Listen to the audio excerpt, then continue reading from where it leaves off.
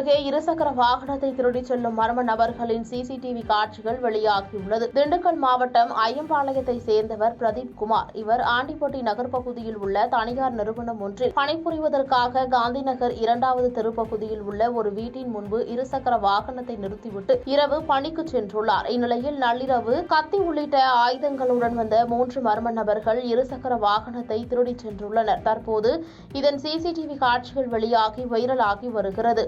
இதுகுறித்து பிரதீப் குமார் கொடுத்த புகாரின் பேரில் ஆண்டிப்பட்டி போலீசார் சிசிடிவி காட்சிகளின் அடிப்படையில் வழக்கு பதிவு செய்து விசாரணை மேற்கொண்டு வருகின்றனர்.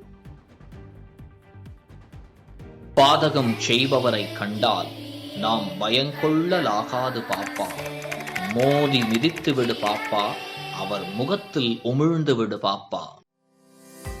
அண்மை செய்திகளை உடனுக்குடன் தெரிந்து கொள்ள இணைந்திருங்கள் இயம்நாடு தொலைக்காட்சியுடன்.